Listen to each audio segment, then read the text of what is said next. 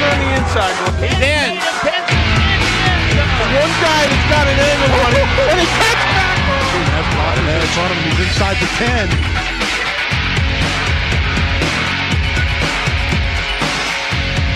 And there he goes. And that's a touchdown. 20, 15, 10.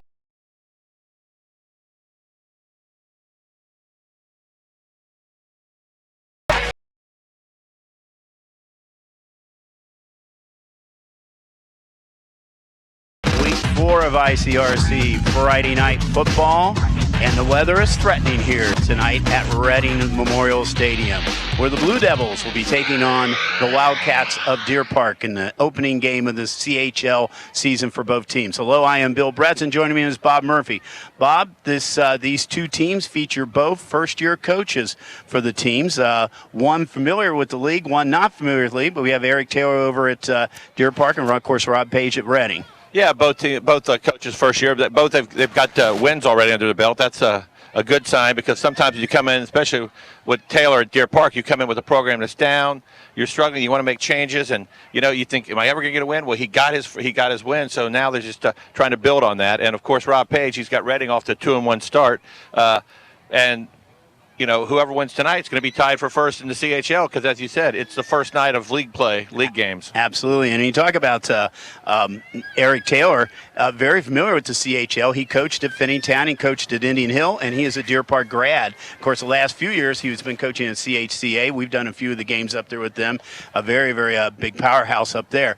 When we look at the two teams here, let's look at a couple of the players here. First off, for Deer Park, I think the first name you have to say is Jordan Yelling. He has been a tremendous offensive person and plays defense, plays everything for him. Well, he is their all-everything guy. He's got 9 touchdowns, on the season. I believe 4 rushing, 4 receiving, and 1 return.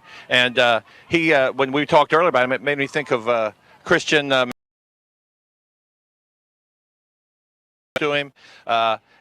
He is electrifying, and when he has the ball in his hands, Reading's got to be on their toes, because he can score from anywhere on the field. Tyler Buchanan is the quarterback this year, but Jordan Yelling was the quarterback last year. And interesting enough, in the game last year, he threw a touchdown pass against Reading in their game last year. So I'm very familiar with this game as being a senior.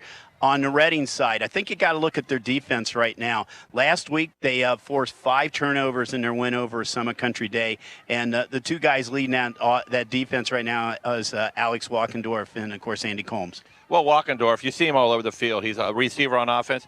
Defense, he's a safety, he's a punter. But it seems like every play, he's around the football defensively. And Combs has been a beast, rushing the passer and stopping the run. So their defense has really stepped up the first 3 weeks of the season. As far as Reading goes, the first couple of games of the season, they were without their number 1 running back coming into this year, Baden Pinson. He was out with injury, came back last week, scored the winning touchdown last week. And, of course, he's here tonight, and I know you were talking with Dad ahead before the game here, but he's just about there, 100%. Yeah, Dad said he's not 100% yet. He said what pained him was having to miss that game we did 2 weeks ago. But he knew Baden wasn't going to play, but he's never missed a game, so he's excited to see him go again tonight. But he said he's almost back. He said, barring any setbacks, he should be 100% next week. Interesting person to be on the Reading defensive side tonight is Mancini Jackson. Last year, Mancini was quarterback. He threw a touchdown pass in the game last year against Deer Park and scored one himself. Tonight, though, he's going to be playing defense, and he had a pick last week in that game, one of the turnovers. Well, he's one of the guys. He was a receiver by trade, so when they put him on defense, he just becomes a receiver, but he's playing defense. So breaks on the ball well, knows routes are going to run. So I think it's going to be a big step for him to play defensive back tonight. We've had a bit of a delay here at Reading tonight because of lightning, but it looks like we're going to get started very soon. So don't go away. Bob and I will be back for action tonight at Reading High School. I would do anything for my friends.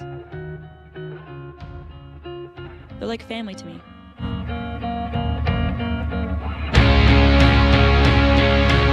Sometimes saying no can be scary, but I'm so glad I was brave enough to say yes to living a drug-free life. This message is brought to you by the U.S. Air Force.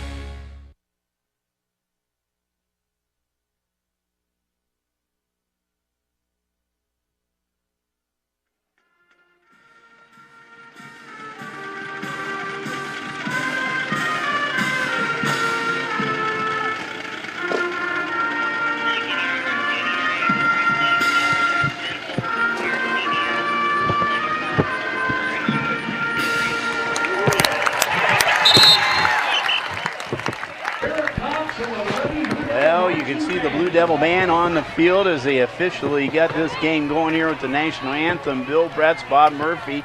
And Bob, we are officially 1 hour and 4 minutes late for this game. As you can see, it's a lot darker than it was in our pregame. Better late than never. Just hopefully the weather is past. It's a beautiful night now. Oh, absolutely, yeah.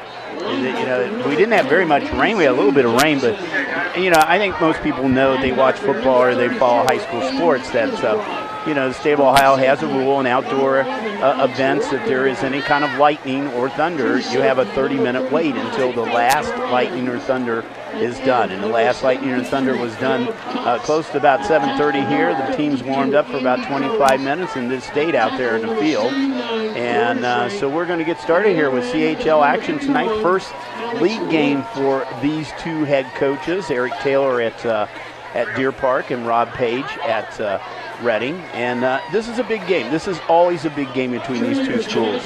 You know, they're right next to each other. A lot of the kids know each other. It's a big rivalry. Right, you know, neighborhoods right next to each other, and the kids, I'm sure, see each other at McDonald's, or now we say Chipotle, but they see each other around town, and bragging rights for another year after this game. And last year, I believe the Blue Devils put it on them last year. 31-8. Actually, the last time Reading has won, the last 5 years they have won this game. The last time Deer Park won the game was in 2011. It was a 45-28 win over Reading. And you know, you mentioned on the pregame that this Wildcat team has had some tough times over the last few years. Believe it or not, they have not won a league game since that game in 2011. They're looking to break a 34-game CHL losing streak tonight. So we'll have to see. But Reading, they're fired up. You know, former coach Ken Miner was talking to the team yesterday, Bob, in the locker room before practice, and gave one of the typical Ken Miner fired-up talks there. And so it's good to see him again. I'm sure Ken was able to fire him up. Oh, yeah, and he's, you know, he's at St. Bernard right now. He's been at several schools. He was here at Reading for over 30 years. And he was involved. Reading's been to the playoffs 9 times. Kim was involved in 8 of those 9 times that they were in the playoffs over the years. So he is very, very big in Reading football over the years. All right, so Deer Park won the toss. They will defer to the second half. So we're going to have Sean Satterfield be kicking off here for the Wildcats. And Keontae Sanders and Alec Walkendorf back deep. Actually, they have about 4 or 5 guys back there deep right now. Miller, kick off. All right, so we're about ready to get started here. Deer Park, Reading. Nice kick, too. Walkendorf picks it up about the 5-yard line and is tripped up a little bit right around the 20. And he is brought down by a host of Wildcats. So that's where the Reading will get started tonight on offense. That offensive line for the Blue Devils. You're going to have Riley Phelps, Dustin Griffin, Andy Combs, Corey Frank, Caleb Cox. Your tight end is Joe Williams. Receivers, Alec Walkendorf and Gabe Van Skyke. Running backs, Aiden Asbrock, Baden Pinson, and Tyler Bridges. Number 7. He is 4th in the CHL right now in passing. He is quarterbacking for the Blue Devils.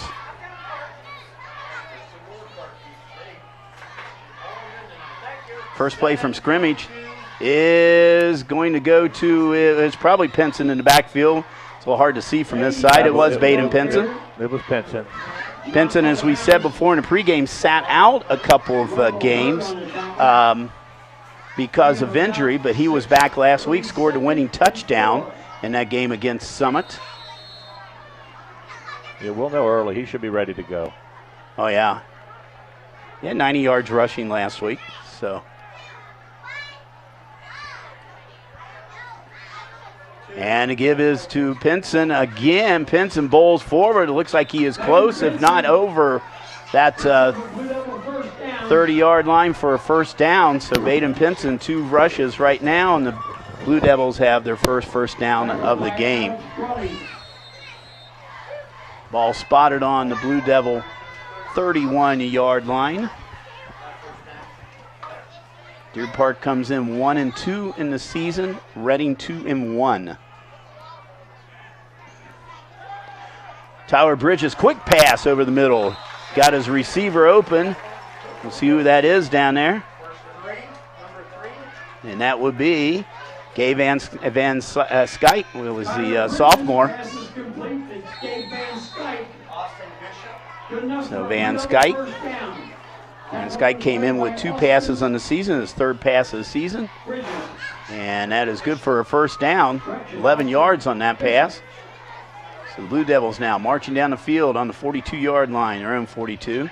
No one in the backfield here. Bridges with the pass. He's got a man open, and he's got to into Blue Devil or into Wildcat territory, and that was Van Skyke again. So Gabe Van Skyke, the sophomore, had 2 catches row. 6'4", 200 pounds, Bob. It's a nice target to find out there. Real nice target. Nice hands. Caught the ball out in front of him with his hands. Was able to turn to the outside. Back-to-back first down passes. Down to the 43-yard line. So the Blue Devils are driving early here in this game. Pinson bowls forward, and he is still on his feet. He's got another first down inside of the 35, down at about the 33-yard line. You know, Bob, I think we've talked about him before. He's not flashy, but he is just a gutsy runner. He runs so hard. I mean, the 4 years I've been watching him, I never remember him getting tackled for a loss. Or if he does, not being falling backwards, always leaning forward and trying to get something when there's nothing there. He's not really that guy, you know, get that breakout speed on the corner, but he will just go up the middle and he will just wear a team down. Man in motion. Oh, that was a Van Skyke was in motion, and what happened is that was a miscommunication there. Well, I think that was a botched trick play. He put his hands up. I think he was trying to catch a snap. Interesting. A little wrinkle there. I don't know if we get to see that again. We see that hand goes up, but he came right up about the same time at Andy Combs. Yeah, he was trying to. Let's look at this again. Let's see. Oh, I don't know. Well, that one looked a little different. His hands did come up, but he might have just caught the ball coming by. Lost about 4. Walkendorf in motion. Bridges back to pass. He's got a man open again. And down inside of territory. Enough for another first down. And maybe not. That's going to be just short. That was about 13 yards on that one. I'm not sure who the receiver was. It's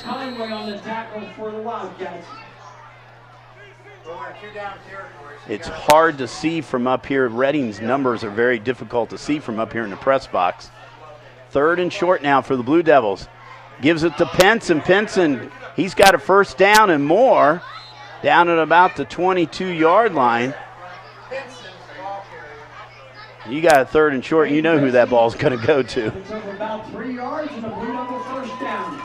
So they move the sticks again. We'll see this again. He's dancing a little bit to the right side there, but found a little bit of a seam and got right through it, and that's the only thing he needed was just a couple of feet, and he got about 3 yards out of it. 23-yard line Blue Devils are on. Pinson. Oh, Bridges with the keeper. Bridges with the keeper, and Bridges tripped up, and oh, we got a late flag. I don't know what that is. I don't know. It's thrown in the backfield. Bridges was tripped up just short of the goal line. And he was. It'd be a shame if there's a hole because he was already past the defenders. 20 yards, but there's a penalty flag down. Well, that's what it was. It was a hole. Holding on the Blue Devils. So they're going to bring that one back. Alan Forsythe, you see down there, is our referee. Brad Snyder, umpire. Holding on the offense. Number 3, 10-yard penalty. Repeat, down 1. Umpire is Brad Snyder, linesman Jerry Fick, line judge Tom Hanks, and Murray Allen, your back judge. We'll see us again. Oh, yeah, there it was. Yep, he really didn't need his shirt. Yeah. All he had to do was just screen him there, and Bridges could have went either way. So as it is, the ball back at about the 23-yard line. Bridges. That was a play action, and the ball is out of bounds. It's fumbled out of bounds. So it's going to stay with the Blue Devils, but My gosh, I don't know, somebody hit that ball from behind. We'll have to see what happened here. The ref threw down his bean bag, but now he picked it up and went back up to the front. He had it down about the 15-yard line. Let's see what happens here. Yeah. He thought he was playing rugby. Yeah. He dropped it, he kicked it out of bounds, and well, they get some nice yardage out of it. There's 1st and goal now at the 5-yard line. Ball is to Pinson. Pinson finds room, and is he in? He is. No signal from the referee yet. Yeah, we got it from the far official. He came in. All right, that's 5 yards run for Baden Pinson. His 2nd TD of the season. With 8:05 to go here in the first quarter, as Reading marches down 80 yards down the field. Sam Sofia now trying to put on point number 7. Kick is up and right through the uprights. So Sofia with the PAT, Pinson with the 5-yard run, and the Blue Devils strike first. We're going to see this run again. Well, you knew he was going to get it down here, Bob. And boy, that's a nice, they may open up a nice hole, the offensive line. Nice hole, and then Baden just put his head down, and there was no denying him when he gets that close. He smells the goal line. I know, talking to Coach Page yesterday, I know he has been very pleased with that offensive line here last couple of weeks, and they've been doing a good job. They did a good job last week, this first drive. Phelps, Griffin, Combs, Franks, and Cox did an excellent job of helping the Blue Devils get down the field. Pinson 5-yard TD, Sofia the PAT. We got a 7-0 lead Reading here in the first quarter right now. Indian Hill leading the CHL right now. Indian Hill, Marymount, and Wyoming all 3-0. Madeira, Reading 2-1. Deer Park 1-2. Finneytown, Taylor 0-3. And the CHL is 14-10 against the non-league opponents the first 3 weeks. Not bad. Sitting a little bit over 500 there against the non-league. And they also do have, I think they're kind of, I guess unbalanced would be the word to use. They're three, maybe 4 very good teams at the top. A couple in the middle, a couple bottom feeders that may have some trouble getting a win. Deer Park picks it up. Yeah, they kicked it away from Yelling. Now, we said on the pregame, Yelling has had a kickoff return. I believe it was about 90 yards. They didn't want that anywhere near him. Nope. Deer Park offense, the down linemen, Pena, Konya, Rice, Browley, Barker. Aaron Conover is your slot back. Rose and Figgins are the receivers. Figgins only a freshman. And that backfield, Markel Hurd and Jordan Yelling. Jordan Yelling, 5'10", 160-pound senior. Tyler Buchanan is the quarterback. We said Yelling was quarterback last year. Buchanan now quarterback this year. And that give is to... That looks like Yelling, number 20. Yep, Yelling is number 20. But boy, look at the number of Blue Devils that have... They probably have his picture in their mind all week here. Bird's not a bad backup back, too. He's got over 100 yards rushing in the first 3 games. Yelling's 3rd in rushing yards in CHL, 2nd in scoring, and 1st in receiving yards. He is a running back, but he will line up in that slot position at times. Shotgun formation now, man in motion. And the give is, there's a fumble. Guess who it is? Walkendorf picked it up, or Andy Combs. Andy Combs picks it up. 8th turnover that the defense has created this year for the Blue Devils. Andy Combs, who leads the league in sacks, with 6 coming into tonight, picks up that fumble. And the Blue Devils, we're going to see this again.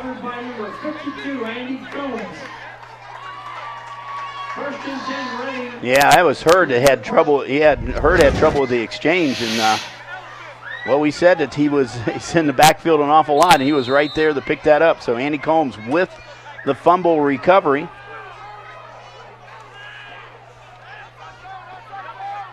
The pitch is to Pinson. Pinson around the right side. He's got some running room. He's got a first down. Pinson going to the end zone. Hayden Pinson with the 36-yard touchdown run. The Blue Devils strike fast here. He looked in fine one on that play. Yeah, not a problem. Pinson, 36 yards. I think Baden not being himself the first 3 weeks, he's making up for lost time right now. So in just a little over 1 minute, the Blue Devils have scored twice. This one on a courtesy of a fumble recovery by Andy Combs. Sam Sophia with the kick, high snap. Kick is up. Boy, he drilled that through. Nope. Oh, no, he did. It left. It went wide left, but boy, he really drilled it. He pounded that. So that's no good. We're going to see this touchdown again. One play drive. Pitch from Bridges to Pinson. Pinson finds some running room. Boy, once block, and then he was gone. Once he got in the backfield, he is out of there. He's gone. Yelling was the last person to try for him, but Yelling knew he didn't have the angle. So Reading takes a quick 13-0 lead here in this game. Good crowd out here tonight. Good crowd from Deer Park coming over here. Eric Taylor, we said, is the coach over there. He was coach at CHCA for several years and coached over at Finneytown and Indian Hill. And of course, he's a Deer Park grad. So you can see the crowd up there. Very good crowd here on a night like tonight. They stuck around. Yeah, there's a couple of class reunions going down here tonight. So I don't go to my class reunions. There's too many old people there. Yeah, so I see a couple of our old friends down there on the Deer Park side, Bill. I see Jim and Raylyn Burton in the stands. There you go. Some former Norwood teacher there, Raylyn, or is a Norwood teacher. That's Hurd. Hurd's got a nice run back right now, coming around the 40, 50, and out of bounds into Blue Devil territory. And a nice run back there by Markel Hurd, a sophomore. About 51 yards to stretch it, 31 yards. Knocked out of bounds by So, Fulton. big play on special teams for the Wildcats. And he got very good field positions. They said he went out right about the 50-yard line. Got the nose of the ball on the yellow line. Nice to start a drive at midfield. You're halfway home. That's right. You only have half the field to worry about. Well, let's see if they can hold on to the ball this time. They only ran 2 plays last time. Buchanan has a man in motion. Low snap. Hurd with the ball. He's got some blocking room, and Hurd's got some running room out there. It's good to give it right back to Hurd after he fumbled the last time. Give it right back to him. Let him know they still have some confidence. Picked up 17 yards in that one, the ball down to about the 33-yard line of the Blue Devils. So quickly the Wildcats are answering now. Our Reading defense down here, down linemen are Frank and Combs. We've got Wentz and Cox at our ends. Drailing Jackson Asbrock are the linebackers. Dalton's Walkendorf, Fulton, and Elijah Vaughn, old AV. And that pass is good, but they didn't make very much on that play there. The pass was to number 6. That's Chris Figgins. He's the freshman for Deer Park. Figgins, a 5'10", 190-pound freshman. Caught a touchdown last week in their loss against Miami Valley Christian Academy. It's a tough loss for the Wildcats last week. They lost that game in the last 6 seconds. They went ahead with about 48 seconds ago. Then they lost it with about 6 seconds ago, so that's a tough one. Well, those sting. Yeah. And they're not forgotten quickly. Nobody in the backfield. Buchanan. He has a spread offense, and he was a little bit too wide for his intended receiver down there.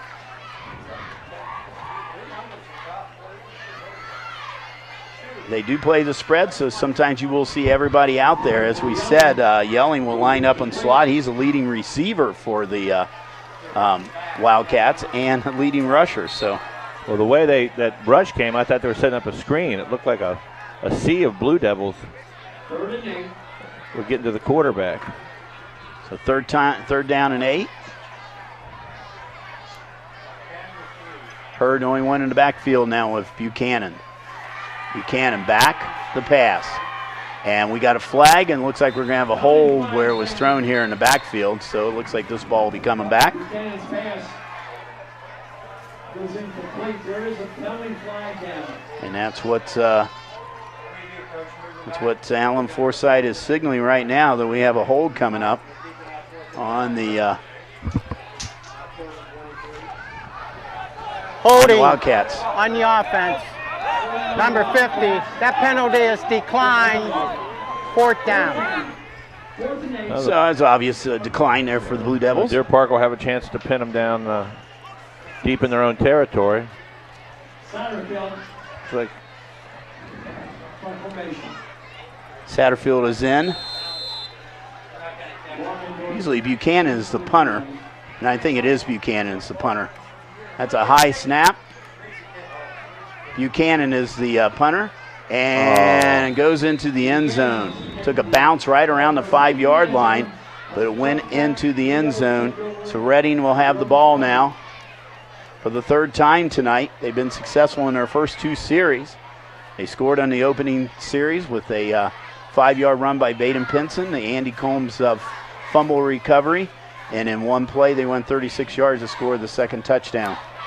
There's Deer Park's defense now out in the field right now. We have Pena and Rice are your down linemen. Barker, Browdy are your ends. Collier, Bishop, Hurd are your linebackers. Yelling, Buchanan, Conway, and Conover are your defensive backs. Interesting, Bob, and we see this a lot on this level. There's 9 players on Deer Park that play both ways. And there's Pinson again, and he is off to the races. And Buchanan back at safety was able to stop him. I thought if he just kept going straight, he might have had a chance to outrun everybody. So that's about a 23, 24-yard run. And Baden Pinson right now is approaching 100 yards, and we aren't even through the first quarter in rushing. Oh, I tell you what, that offensive line, Bob, is opening up some huge holes for him. They were pinching him, and he had to make a break. And there is Pinson again. He only gets about a yard this time. A yard? What's wrong with you? Maybe he was tired from the last run. Well, they gave him 2. Might have to take a little breather. Well, right now, I would think, if my math is right, he's right around 80 or 90 yards for this game. So ball spotted about the 49-yard line. Walkendorf in motion.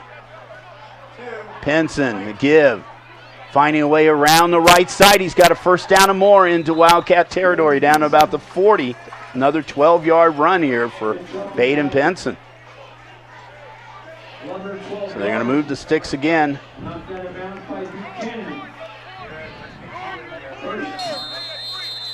Well, Bob, I tell you what, 2 weeks ago we did this game here with Reading and Hughes. We saw Cameron Moore run for 4 touchdowns and well over 100 yards. Well, I think Moore's in the game now, giving Pinson a break. Yeah, he's giving Pinson a break. And, oh, there's going to be an encroachment. I don't know if they were drawn across. We'll find out in a second here. Offside. Dead ball. Encroachment. Yeah. So it's going to be a 1st and 5. 5-yard penalty. Still down 1. So you're right, Cameron Moore is in the game. Moore, as we said 2 weeks ago, scored 4 touchdowns against Hughes. He's a sophomore. Looking over, Rob Page is the offensive coordinator for the Blue Devils. Bridges with the pass, and that is Mancini Jackson. He picked that ball up right around his knees and made something of it. Now Mancini has been playing defense. He will be playing offense at times. We said last year he was the quarterback for this team. He threw a touchdown pass, scored on a run last year against us, Deer Park. So that's a 1st down for Reading. He picked up about 14 yards on that play. Ball at the 16-yard line.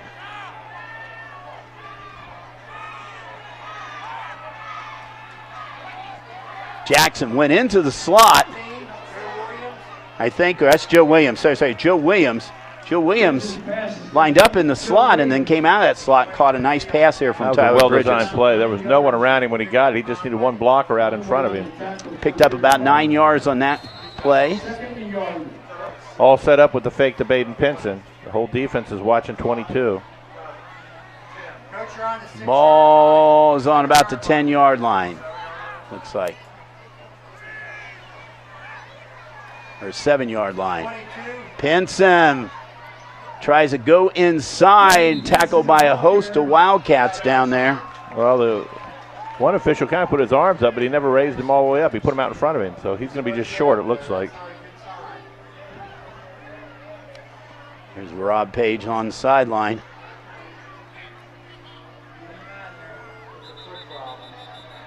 Timeout. Officials timeout here. Timeout. And I think it was Pinson was hurt on that play.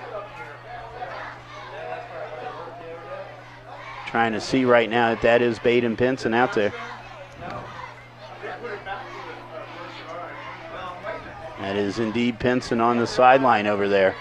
He's taking a seat on the track.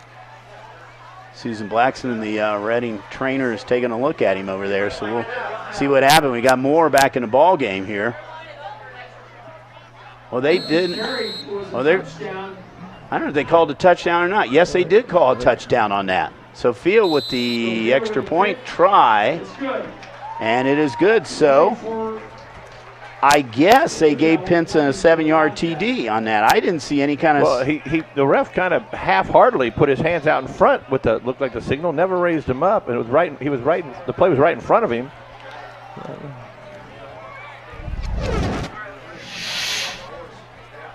Okay, here's the give right now. You see the official right as he goes down right on the play.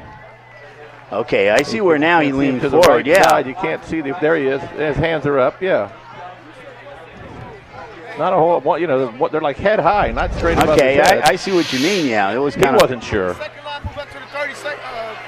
Well, we don't have replays in high school, so you go with that, and they did, but it could have been a costly touchdown for the Blue Devils as Pinson now is over on the sideline. Pinson does not play defense at all, so he would not be out there on this defensive series. Reading has about 5, maybe 6 guys, depending on who they're starting, depending on Mancini is on offense, that start both ways. Well, Yelling is back there to the left. They're going to try to kick that ball away from him. They're not going to give him much of anything.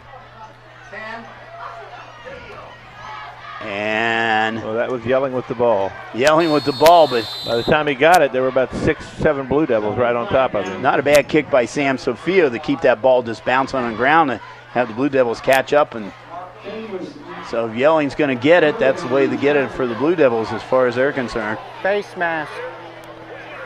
Number 24 in the blue. Oh. 5-yard penalty. Still down 1. Reading gets a face mask call, so they're going to pick up with 5 yards. It wasn't intentional, it was accidental. There's 2 different ways. If it's an intentional one, it would be 15 yards. But so that's going to make the Wildcats get started about their 27-yard line.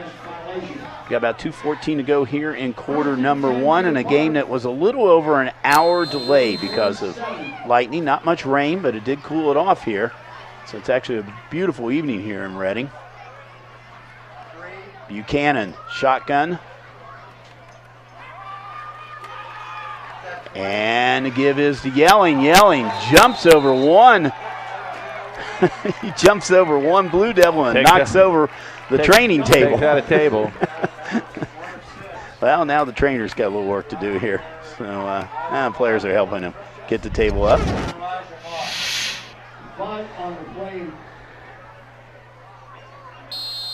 They got it set all over bags and everything. They don't know what they're doing. Yelling. This is some work for the trainer. It's first real gain here of 9 yards. So it sets up second and short now. See if Yelling will get it again. Now this time they're going to give it to Hurd, and probably is not a good idea right there because when you Hurd need got one, backfield. when you need 1 yard, running east to west is not the way to go. No. I guess he was running west to east. Justin Drailing in on that stop there for the Blue Devils. Number 1. He's a junior. 3rd and 4. Justin would be upset with me if I didn't tell you that he was a state qualifier this past spring in the long jump. Finished 4th in the state in long jump as a sophomore.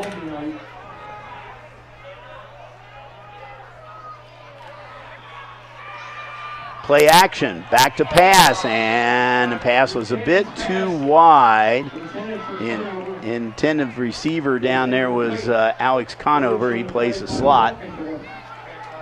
Now we can see Coach Page talking to Benson, and Benson standing. Yeah, Baden did his best effort to walk over there like he wasn't hurting, but a couple times I saw a little hitch in his giddy up over there, and from his body language right now, he's not happy. He was probably just told, "You're not going back in." Buchanan with the punt now. And Walkendorf's got some running room. He's out to almost the 50-yard line. Are they going to get on 15 more? Yep. A little bit of extracurricular over on this side of the field here on that turf. 14 yards. So it's a 14-yard run back on the punt. Punt was about 35 Personal yards. foul. Late hit, 81 on the return or the kicking team. 15 yards, first down. So that's going to put the ball right around the 35-yard line. It's going to make it like a 1-yard punt. Oh, there's the late hit right there. That was well out of bounds.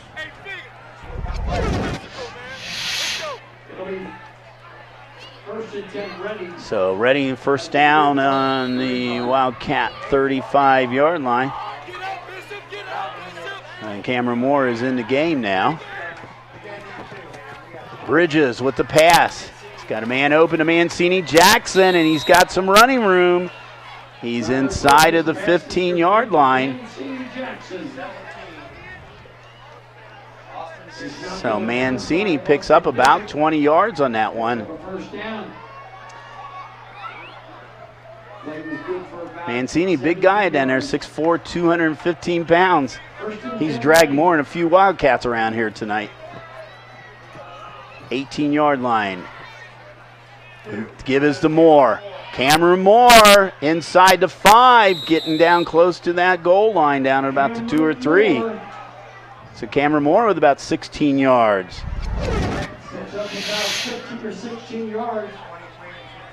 And once again, look at the hole, Bob, over to that right side. It's unbelievable.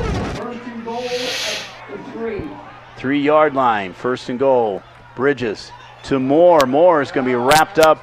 He's going to get back to maybe the line of scrimmage. And back in the old days, Bill, we'd say it's big enough that we could run through it, but it had to be open for a lot longer now. I would think, yeah. Maybe like 30 seconds. Yeah.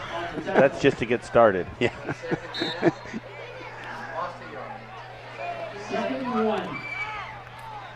So 2nd and 1, it's a goal. Let's see if Moore gets it again. This time Bridges is going to keep it. Bridges going around the left side. Does he get in? He's yes. in. Tyler Bridges in the end zone for Bridges. That is his 2nd touchdown of the season. We'll call it a 1-yard run for the senior. So with 14 seconds to go here in the first quarter, Reading is making a rout of this already. It's a big extra point right here to put us 3 points away from a running clock. And with the late game, you might want not mind having a running clock should have said tonight. running clock anyway when we started an hour late. Yeah. There's a kick up, and it looked good, and it is good. Sam Sofio, 2 for 3 tonight. 27-0. Here's Bridges. Looked like they had a shot at him there, and just a little hesitation caused the defender to step back inside. He was able to get out to the left and get into the end zone. There is the Reading victory bell down there. We've heard it a couple of times tonight on some of the touchdowns.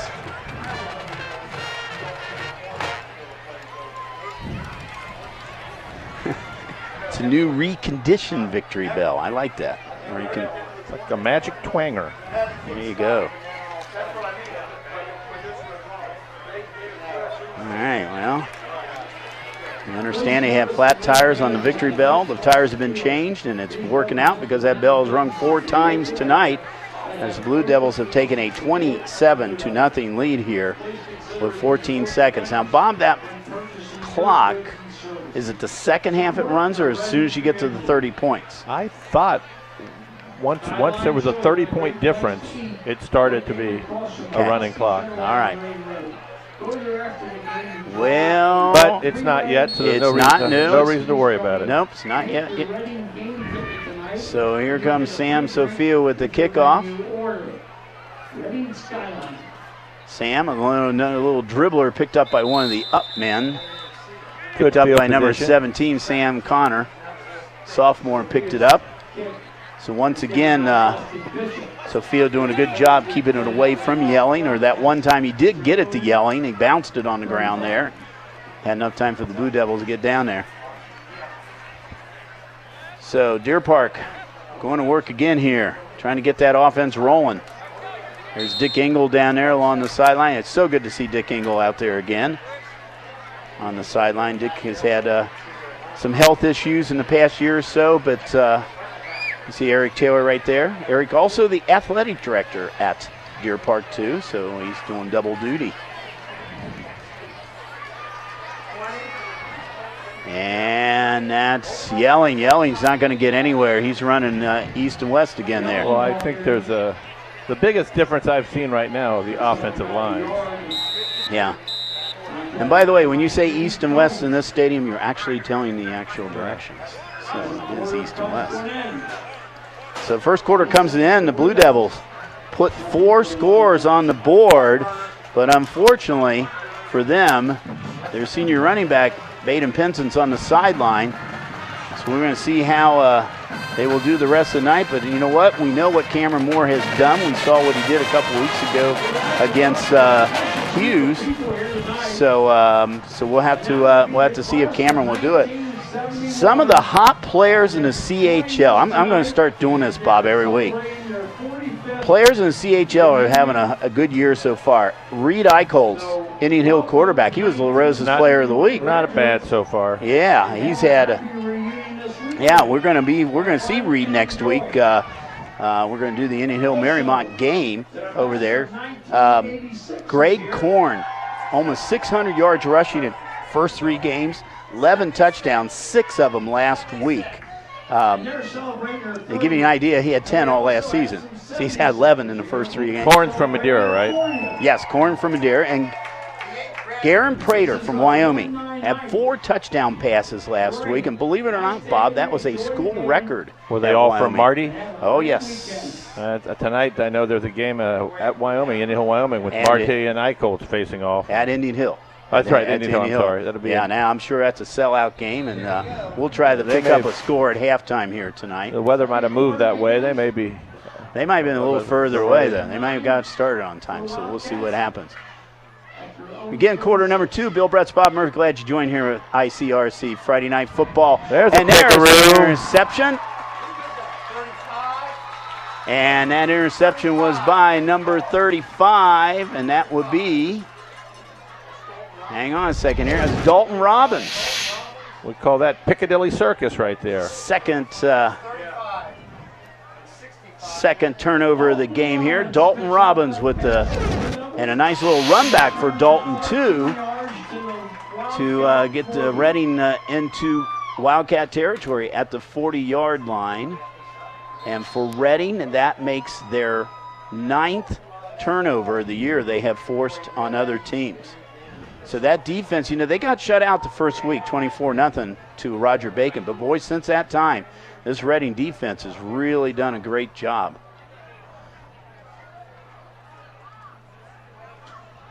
Bridges, he lobs it out. He's got a man open. Oh. That was almost intercepted down there. Walkendorf, underthrown slightly. And that was number 23 down there for Deer Park. Victor Conway almost picked that one off. Yeah, give Conway all the credit on that. Yeah. You see, Wagendorf got behind him, but he didn't give up on the play. Yeah, the intended receiver down there was Mancini Jackson, it looked like. I thought it was Wagendorf. Could have been mistaken. Oh, I don't know. Nevertheless, comes back again here. There's Moore with the ball. Moore around the left side. He's got first down and more inside the 30, down about the 28-yard line. So Cameron Moore picking up. Boy, that got to make a coach feel good, Bob, when you take your star player off the field there, and then you bring your sophomore in. He's doing just as good his job out there. That was a nice run by Moore. He's got, 3 quarters to make some hay here, state his case. And I don't know if that's encouragement. I didn't see anybody jump on that Reading line, so that could be an encroachment. The Deer Park defender smacked his helmet with his hand, so he obviously on the defense. believes he made them committed the foul. 5-yard penalty, still down 1. So that's a 5-yard penalty. That puts first and 5 now. Ball on about the 22-yard line of Deer Park. Reading trying to tack on the 5th score of the night. Bridges. Pitches to Moore. Moore got a first down and more. Inside about the 5-yard line. You can say first down and more for Moore. So the ball, we're going to see this again. Nice little pitch right there from Bridges. And I tell you what, Moore dragged a bunch of Wildcats down there. The 9-yard line is going to be first and goal. And there is Bridges lobbing in the end zone for Mancini. He said he was not holding on to it. He went out of bounds. Did not have control of it in the end zone. I don't know why we're not seeing the Andrea True connection with some more. We might see it now, and he's done that frequently tonight where Bridges has thrown on the first down. When you got this lead, that's not a bad thing to do. And there is Cameron Moore. He's got running room, and Moore. There it is. And for his 5th touchdown of the year, this one 9 yards out. Hit the official in the face when he tossed him the ball unintentionally. Just need better hands there, Mr. Stripes. So 10:27 to go here in quarter number 2.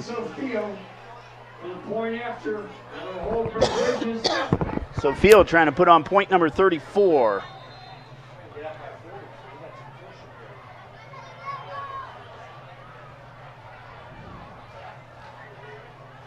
Bridges is a holder. Snap is up. It is good. Yep, right through. So Sofio makes it 30-0. Now we're going to find out that all-important thing. Does that running clock start now? Because Reading now has over a 30-point lead in this game. Here's a touchdown again by Moore. I tell you what, he made this look easy, didn't he, Bob? He didn't even have any untouched, yeah, into the end zone. Great blocking again by that offensive line. That offensive line is really, I think, a real star here tonight in this game. So 10:27 to go. And well, we do have a score here. Indian Hill is ahead by a touchdown over Wyoming. That's a big game, and you were saying earlier, Bob. That's when you think about that game, it's been since 2007 that every CHL champion has had at least a 7-0 season. I think it's every CHL champion has been undefeated. So when you have a big matchup like that the first week, it's important to get the W. Another squib kick, and this one's picked up by, it looks like Yelling, and Yelling is taken down by a swarm of Blue Devils.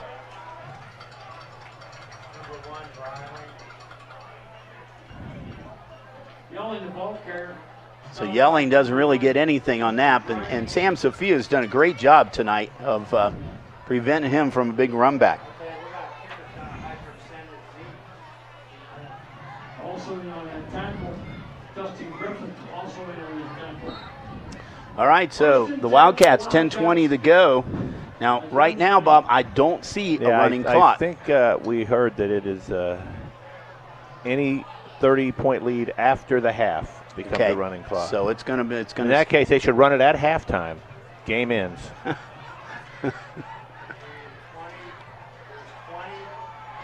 Yelling is not getting anywhere on this play. Rolling the ball carrier. It's up 3 yards. Stopped by Joe Williams. It almost looks like the Blue Devils took his picture home during the week and said, at night, this is the guy you want to get. Jordan Yelling's just had a fantastic first 3 games, but boy, he's finding it tough going here as the CHL part of the season is starting. Yeah, and it just, there are no holes for him. It's just every time he gets the ball, he just sees a sea of blue. Going to try to get it to him in the air, it looks like. They got that spread offense now. Here's Yelling though. See, he lines up, and he's lined up in the slot again, and did he fumble? Put the pig on the turf, and he did. It is fumbled and picked up by the Blue Devils. Looked like Aiden Asbrock was the one who picked that up. So make that turnover number 10 for the season for the Blue Devils. The 3rd turnover now. They had 5 last week, 8 turnovers now, and just a little over 5 quarters. That's pretty good defense. And Reading's got great field position right now. The ball sitting right around the 23-yard line.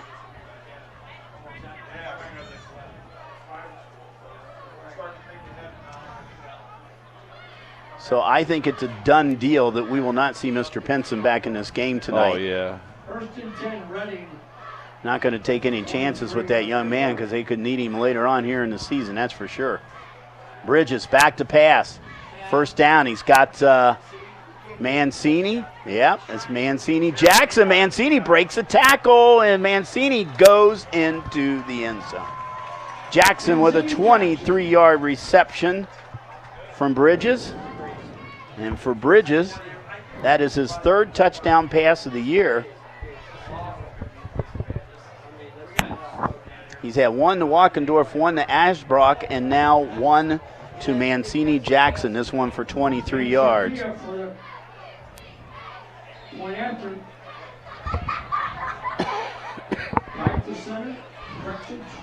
Sam Sophia now.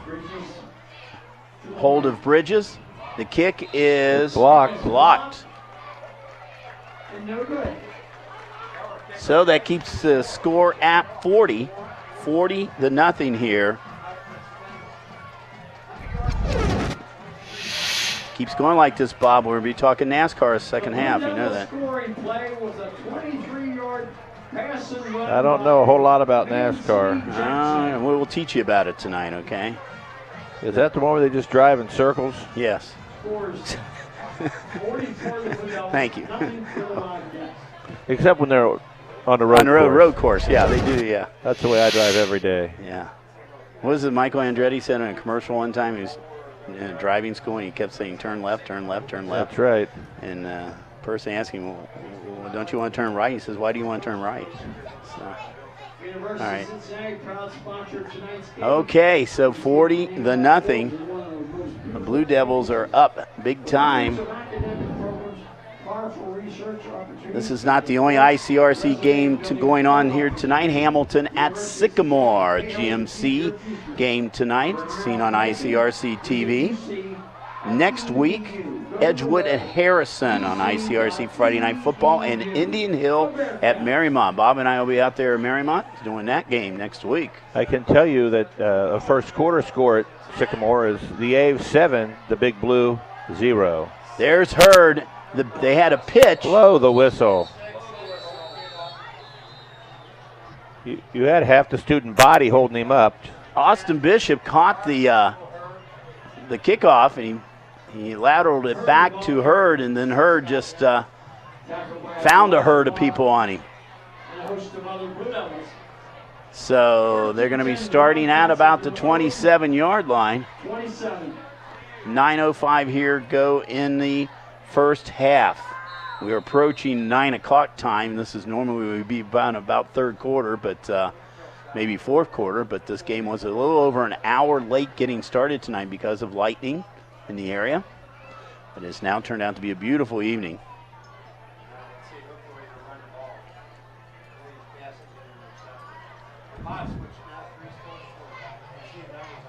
Buchanan, man in motion. And the give is to Hurd. Hurd the ball carrier. So Hurd picks up about 2 or 3 yards on that play. And Andy Combs. Set up about 2nd and 8. Andy Combs in on the tackle. 2nd 7.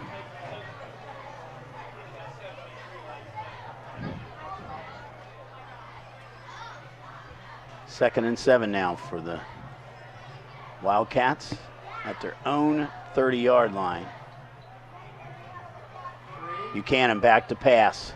Comes back the other direction. That's hard play due. Yeah, Buchanan just can't believe he threw it that far behind Yelling.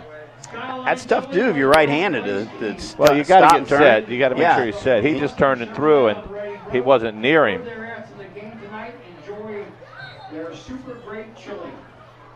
So it's going to be 3rd down and 7 now. Let's see if the he's got 4 receivers. Buchanan back. He's got one of them. Oh, in and out of the hands of number 2 Conover. So it sets up a 4th and long, and then it's going to put Buchanan back to punt again. You know, the guy that's been fairly quiet tonight in all this, Bob, has been the guy going back right now for the punt return, Allie Walkendorf. Well, he had that has been punt really return needed. where he got hit out of bounds. Right. But that's about it. But Alex has had a great season so far. Come on, Alex, catch it. And he's going to see if he's going to pick it up. Nope, he's going to get away from it. So the ball down on about the 26-yard line. So a nice punt by Buchanan. 8 minutes ago here in the first half. Blue Devils have touchdown runs from Pinson of 5, 36 and 7. Bridges a 1-yard touchdown run. Moore a 9-yard touchdown run, and Bridges to Mancini Jackson for 23 yards. That's been our scoring tonight. Sophia has had 4 extra points tonight, PATs. Or Sam Sophia was a hero last week, and he won. His kick won the game 14-13. Timeout. Your part. Eric Taylor's going to call a timeout as they come over to the sideline. His offensive coordinator, Chris Teamer, and Eric Taylor, both of them share that. His defensive coordinator is Don Simpson. Reed Chaxfield is the defensive coordinator for the Blue Devils. And Rob Page is the offensive coordinator. Of course, Don Rob Simpson might have been at Norwood a few years ago. I don't know. I think he was a assistant coach over there a few years ago. Of course, when you're my age, a few years, could have been 10, could have been 5. Yeah. I really have no concept of time. Revert back to like a child. You don't. When was that? A couple minutes ago. It was 2 weeks ago, but it seemed like a couple minutes ago. Of course, Reading assistant coaches, a couple of them have been names have been around here for a while. Mike Denny's been on the staff for quite a few years. Of course, Dick Engel was probably had more experience than anybody. He's probably had more experience than all of them put together here over the years. And then, of course, they brought in this year Deshaun Wynn, of course, who had a fantastic career here at Reading. And at Laughlin, too. He had a couple years at Laughlin and a couple years at Reading. And Deshaun was coaching over at Laughlin, I think, for a while, and then he's come over back here. And that's got to be a big plus for Rob Page to have somebody like Deshaun Wynn and Dick Engle. I mean, two guys that are just legends here as far as football around here. Bridges is going to drop the ball, and it's going to be. He fumbles it. And it's picked up by the number 60 is the one that picked it up. That's Riley Phelps, the junior. Did a good job of falling on ball. So yeah, Bridges fumbled that and he didn't kick it forward. Would he forget what to do? I know. Old Blue Devils getting all the luck here tonight. They get a couple of fumbles. One of them fumbled out of bounds. They get good field position on that one. That was a weird play. And now this time he fumbles, and it is Phelps is the one who falls on it. Moore. Hold. Yeah. They all saw that. That's going to come back as Moore is going down the sideline. He's going to go all the way to the end zone, but unfortunately this is going to be called back. Sorry, Cameron. 72 yards for a Blue Devil touchdown, but there's a couple penalty flags on the play. As long as there's, well, they're doing the bell anyway, but as long, and they're doing the push-ups down there, the cheerleaders are, but that's not going to hurt anybody. No, to no avail, because this one's coming back. That would have been, if that wasn't a hold, that would have been a 72-yard. But you never know. The hold might have been the reason why it was 72 yards. It was obvious right out in front. Holding on the offense. Number 15. 10-yard penalty from the spot of the foul. Well, that offensive line has made very few mistakes here, especially in the last 2 weeks. So, you know, they're bound to have one here and there. So Cameron Moore had a long run for nothing, unfortunately for him. And he is still in the game. 6:59. Bridges now. Walkendorf in motion. And he's going to find Walkendorf. No, he's not. He's going to find Mancini. There's Jackson going down the sideline. Jackson breaks the tackle, but he's out of bounds. Well, they get everything back of Moore. 30 yards and a first down. I tell you what, they get the ball to Mancini Jackson. Nobody can take him down. He's a big boy out there, that's for sure. Strong and fast. Walkendorf was in motion right there. And two receivers are right in the area there, but he threw to the short guy up there, and that was Mancini. And Walkendorf actually made a pretty good block right there, giving some room. Ball out to the 48 of Reading. Moore into Wildcat territory, down to about the 35-yard line. Another 17 yards. About 15 yards on that one. And so he is also getting close to that 100-yard.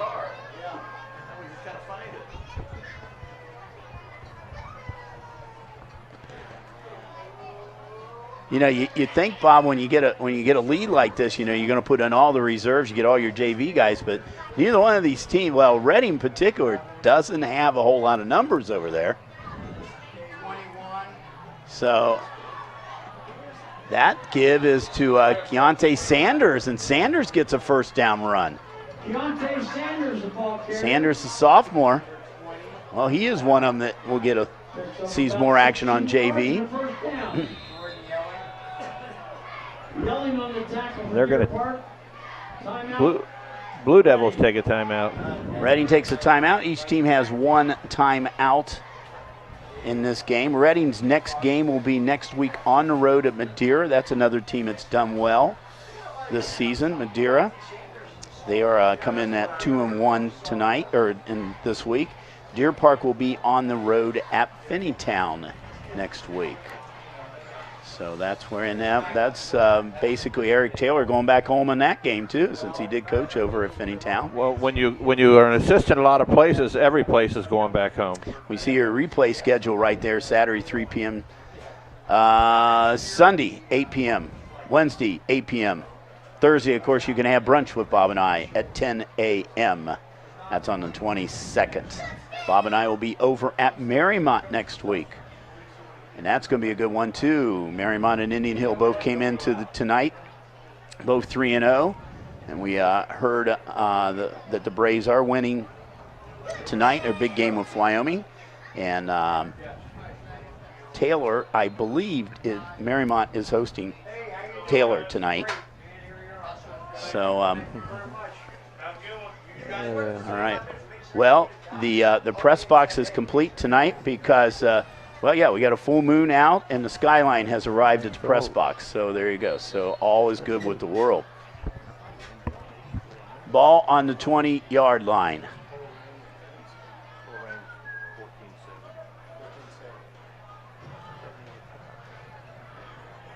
Bridges. Shotgun. Back looking. And still looking, and he's going to be sacked. Well, that hasn't happened very much tonight for him. But Bridges was looking, and was sacked by the,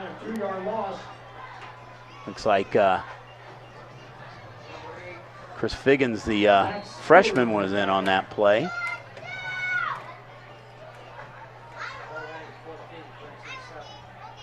So it'll be 2nd and 12, ball 22-yard line. See if Bridges will go for the end zone. Now the give is to Sanders. Sanders finding some running room, and he's brought down inside the 20. Picks up a couple yards on that one.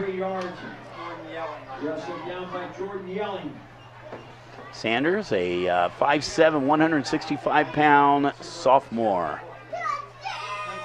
Halftime score. Wayne 14, Princeton 7. Game we're going to be at a couple weeks from now. Bob and I will be out at Princeton High School to see the Vikings hosting Lakota West. That's a game that will be on the ICRC in 2 weeks. Of course, Princeton's coach is former coach right here from Reading, Pat McLaughlin, getting the Vikings off to a good start this year, Bob. Best start they've had in several years. 3-0. They had a tough one tonight. There's Walkendorf. And Walkendorf, did he get in that pylon? Yes, he did. Yes. So Alec Walkendorf, he joins that scoring march here tonight as Bridges gets his 2nd touchdown pass of the evening, his 4th of the year. This one for 22 yards. I believe I see 32 up there, 22 yards. All right, Sofio now trying to put up point number 47.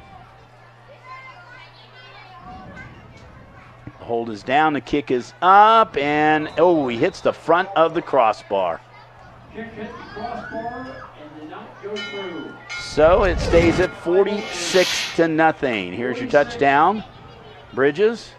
Walkendorf, look at that. Walkendorf was all alone. There wasn't a Wildcat within 10 yards of him when he caught the ball. And there he does, puts it right in the other side of that pylon. So it is now a rout here, 46-0. Reading over Deer Park. And as we heard now, we still have 4:23 to go in this quarter. But starting in the 3rd quarter, they will do a running clock then, as long as the score stays over 30 points.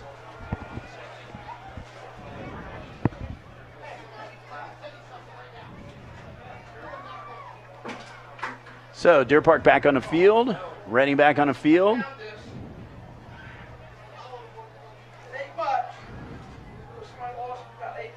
I love the smell of Skyline at night.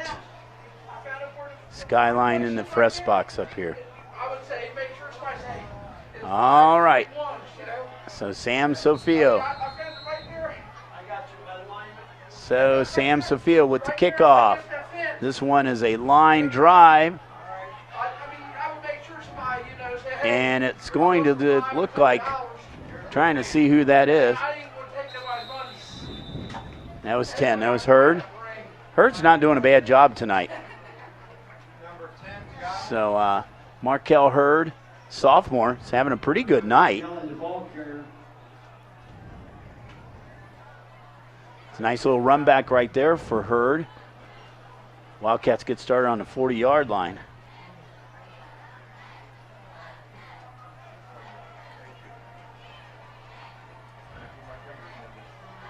The one saving grace for the Wildcats, it's not a long bus ride home. No, it's not. Not far at all. That's just over the railroad tracks and up the Galbraith Road there.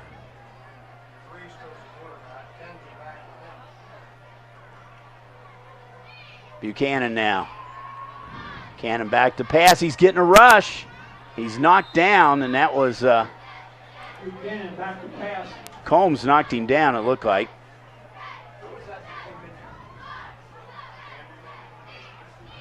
I think it might have been Andy Combs, I'm not sure.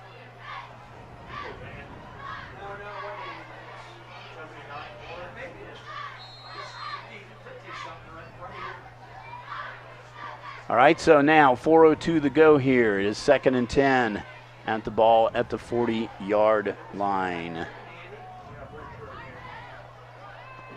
Oh, Bob, I got some trivia stuff for you, though. Okay, so we'll save that for a second half, but I got some stuff for you here. Okay, I prepared something to some questions for you this week.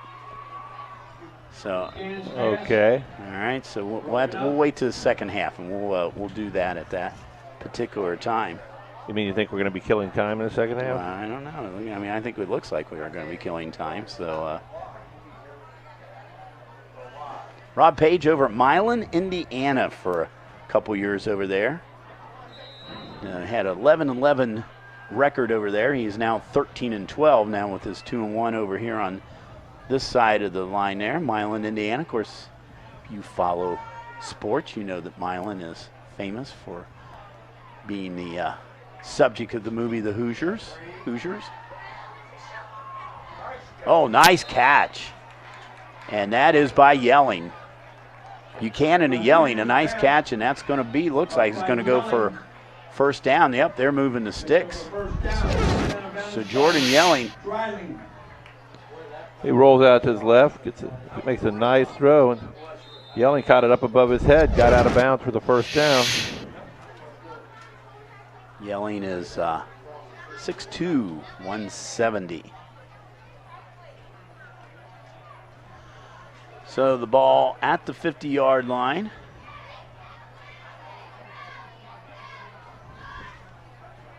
He did go out of bounds, so the clock will stop at 3:48. Yelling with the ball, and it's going around the right side, and they're holding on to him. And hands off to Yelling, picks up about 4 yards. That's on the play by Walkendorf. Walkendorf was hanging on to his feet right there, keeping him from going too much further. Picks up about 5 yards on that play, so ball at around the 45-yard line. So we're going to say 2nd and long 5. There's been some money turned in up here to the press box. If you're missing some, come up and tell us how much you're missing. Did you play high and low? Yeah. 2nd in there, saying 6. Buchanan back to pass. Over the middle and high. Walkendorf was right there. The pass was intended for Yelling. Walkendorf had 2 picks last week and against Summit. He's had 4 on the season, leads at CHL.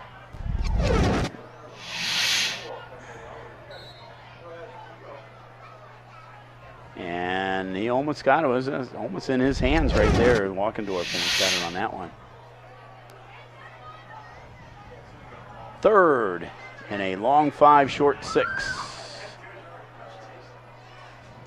And this will definitely be 2-down territory for the Wildcats. Nothing to lose right now with the down 46-0.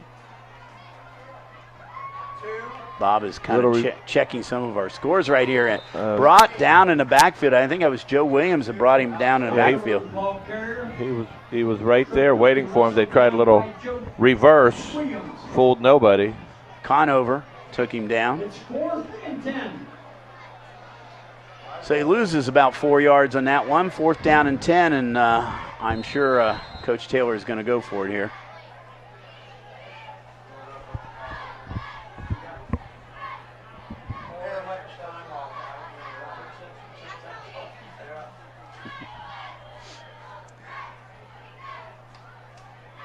right, they're getting their play in from the 4th side. and 10. Nobody in the backfield. 5 receivers. Trips on his right. Pair of receivers on his left. Buchanan. Low snap. Buchanan gets it over the middle, and it is intercepted. And that's Alec Walkendorf. If he gets a block, he can be gone. Walkendorf, he does get that block, and he is into We do have a end flag. zone. Not sure what it is. And where it was thrown, it might have been a holding on Deer Park. Let's see what they're going to say. There is a penalty flag down. I'm not sure how many yards we're going to give him on that one. We might have to see this on a replay to see where he was. If it is indeed, they're saying 61 yards. Well, it looks like they're picking the flag up, so. Holding on the offense, number 50. That penalty is declined. Result play is a touchdown. So Alec Walkendorf adds to his league-leading total now in interceptions with his 5th interception. This one is a pick 6 for 61 yards. The crowd might, the visiting crowd might be heading to the Chicken on the Run soon at halftime because this isn't, they're not going to be. Sophia kick is up and is good. I don't think I've ever been at a game, Bill, doing it or watching it, where I've seen 53 points put up in the first half. I think, and you might not have been with me, but I think a couple years ago, did a game over at Laughlin. CHCA, I think, put up 50-something in the first half, and they did do a running. You know, at that time, they didn't have the running clock rule. You see Walkendorf's run back. Yeah, that's, the two teams just agreed to have a running. If I'm down 50-0, I'd agree to say, hey, how about we finish and we'll let the JV play tomorrow. Yeah. Sometimes they say, well, they're losing concessions, but we were already here an extra hour already. So. And you know what? That was well, they're not really losing. They were pretty busy down there, I think. Yeah, I mean they didn't. They had an hour delay. The concessions were hopping. Yeah. And by the way, your score is 53-0, as you can see right there. And the Blue Devils up now. We got to look back into the record books, which I haven't looked back here, as far as biggest margin of victory for Reading in games over the years. That's going to be interesting if anybody can go back in the record books and find that out. And remember, we still have 1:38 to go here in the first half.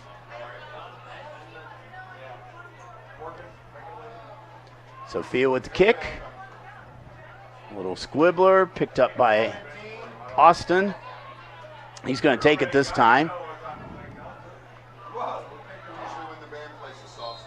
Austin Bishop picks up that ball for Deer Park. Runs it back about 10 yards, so they're going to have decent field position, but that doesn't help him tonight. Hey, I'll go back and ask you, Bob, as a coach, you know, it was a devastating loss for Deer Park last week. Losing that game, it's tough when you can lose it 6 seconds ago, especially when you got your winning score. You thought your winning score with 40-something seconds to go. So what does that do to your psyche? You know, like during the week, is that really a tough practice week? I mean, what do you do? What do you tell them? You just have to, you tell the kids, we got it handed to us today. We got to put it behind us, move on to the next game. You can't dwell on that. You look at the mistakes. They've been outplayed in every facet of the game tonight, and you just try to move on. Herb with the carry. He gets about 2 yards. So Rob Page has got to feel pretty happy right now about what his team is doing, despite the fact that Baden Pinson has sat on the sideline for almost 1 quarter now. Pinson scored the first 3 touchdowns for Reading tonight and then was hurt on that 3rd touchdown run back to that ankle injury. And I think that was classic camera work by our ICRC crew, catching Coach Page talking to him there earlier in the game. I mean, that was you like you said, Bob, you could tell what the conversation was. Yeah, with the body language you saw on Baden, he was. Yeah, and Baden's he's a heck of a performer, And we wish him well. We know he's getting some looks from some colleges. And his brother is at West Virginia Wesleyan, I believe. Chad Pinson is at. I believe that's where he went to school at, or he's going to school there now. And then if I'm not mistaken, I think Chad's playing baseball there. That's as the half comes to an end.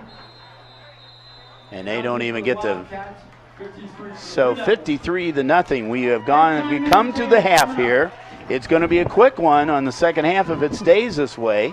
But don't go away. Bob and I will be back here at Reading for second half action.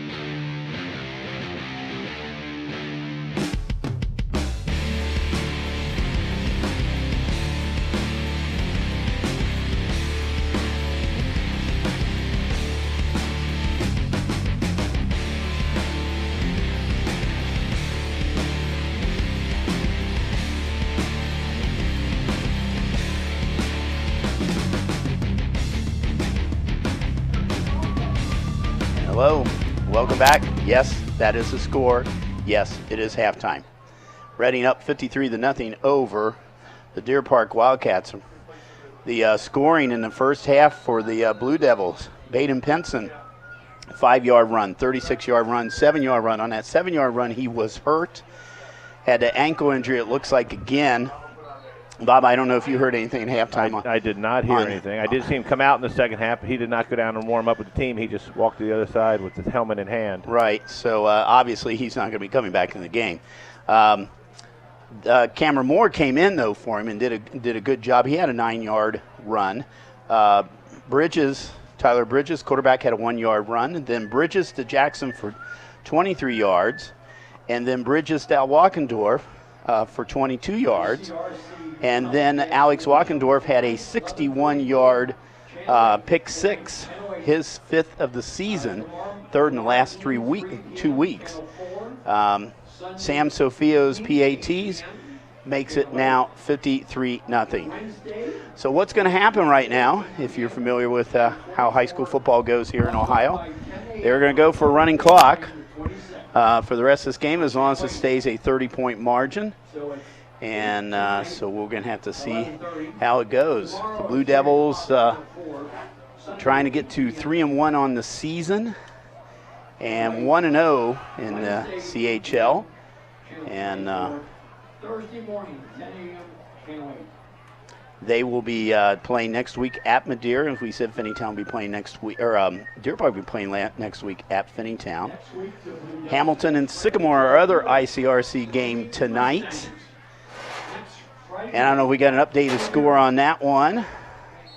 And next week, Bob and I will be out at Marymount as the Indian Hill Braves will be taking on the Warriors. And also Edgewood at Harrison. So, and there's the kickoff. And it looks like, trying to see who got hit down there. Yeah, Herb picked up the ball. And he was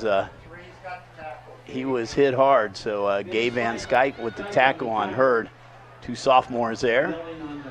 So Deer Park, who deferred now, will get the ball here in the second half. First, the ball is at the 19-yard line. That's where we'll be going. And as we said, this clock now will start running, and it will keep running. I think as long as there is no score or a penalty. Is that right, Bob? I think that's the way that works.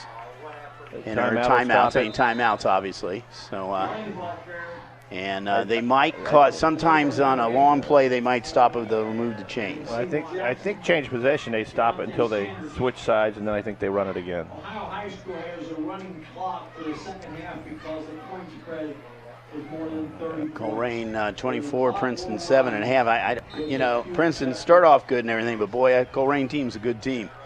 Ranked top 20 in the country. And they have dominated GMC for, I don't know, probably well over a decade, I think. As long as they've been in it. Yeah, they have been domination in the league. I don't think they've lost a league championship in football. They tied a few, but I don't think they've lost any. And tipped by a couple of people right there. Alex Conover was who the intended pass was for. He tipped it and got tipped by a Blue Devil. Halftime. So down to 10:25 to go. We will be talking after the game tonight, if it stays this way, to Coach Page. And Coach Page has requested that we bring some players in, which I was very happy to do. So we're going to figure out what players. So Bob and you and I can maybe think about this here in the second half. What players we maybe like to see come there. There's Buchanan with a pass, and nice catch. Nice catch by number 8, it looks, or number 6. That is, that's Chris Figgins. That's the freshman. And we got the replay on this one. Nice pass thrown by Tyler Buchanan. He got set. It's about a 51-yard pickup right there. And that young man's got a big future ahead of him, Bob, at Deer Park, being only a freshman. Figgins scored a touchdown last week in their loss against Miami Valley Christian Academy. So right now, Deer Park, and this time is tackled in the backfield. Heard the ball carrier tripped up in the backfield. Bridges is about 3 yards. Now, I don't think we're going to see Tyler Bridges passing too much more tonight. No, I don't my think guess so. is this is going to be a steady feed to either Moore or Sanders for the rest of the game for the Blue Devils. Loss of a couple on that play, so ball is back at the 32-yard line. Buchanan. Hurd in the backfield. Buchanan. And the catch is made, and it looked like that's Figgins again, possibly. It's number 5, that's Jalen Rose. Jalen Rose is a junior, 6'4", 170-pound junior. So Rose pass is complete for about 5 yards. So it's going to set up a 3rd down and 5 now. They have to get down to right around the 20-yard line for a 1st down. Obviously 2-down territory. Reverse, Yelling. He's got some running room. Yelling's got a 1st down and more inside the 10. And Yelling, did he get inside the pylon? He did. Wildcats are on the board. Jordan Yelling gets the Wildcats on the board with his 10th touchdown of the year. 26 yards, he goes into the end zone. Yelling for 26 yards. Nice run there by the senior. Let's see if they're going to go with 2 or they're going to go with 1. They stopped the clock now at the touchdown. It is stopped. So Satterfield's going to try the conversion.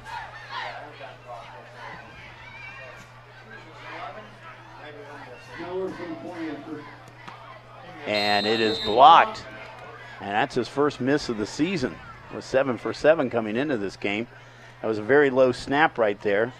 But as it is, Deer Park now on the board here. Here's your touchdown run again by Jordan Yelling. There's a little reverse right there.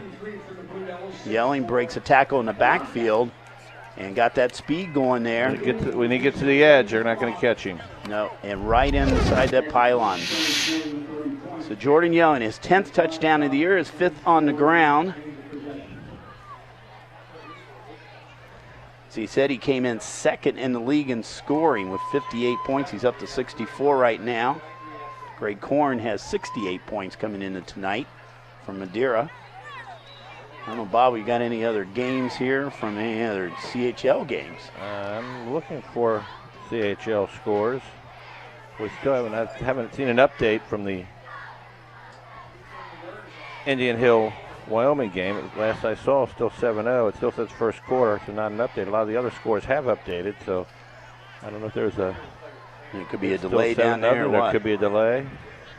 I'm going to check the CHL Twitter account here. There you go. And see... You are Mr. Twitter. Yeah, and you know what? That game was delayed. The game started about the same time this one started. It started at 8:10. I thought it might. I see a lot of the games east of us. There's no updates, so I'm thinking maybe the rain had moved that way and there was a delay. There's the kickoff return, and nice tackle made. Sanders was the carrier. Sanders made some nice yardage here, about 15 yards on the. Bishop was the one that put the hit on him. Madeira was also late. Greg Korn has already scored another touchdown for Madeira. So Marymount was struck first. How about Wally Rennie? We're going to see this again. This is one they call decleating him. He catches him right around the chest and just pushes him backwards. Yeah, he was going to make a cut and got hit right as he tried to make it. Wally Rennie, a 37-yard touchdown run for Marymount. Cameron Moore with the ball. Cameron Moore is going to get a first down out around about the 37-yard line, about 11-yard pickup there. So another first down here for. First out of bounds by Tyler Buchanan. First and 10 Reading. At their own 39. I know it was at least 14-0 in the first quarter over at Marymount. We know that. We'll pick up some other Twitter feeds here. Indian Hill scored a touchdown, 1:41 to go in that first quarter, by the way, Bob, in that game. Make it 7-0. Cameron Moore picks up about a yard on that one. Cameron Moore stopped by Bishop. County flag down. We got a penalty on the play, which is probably a hold.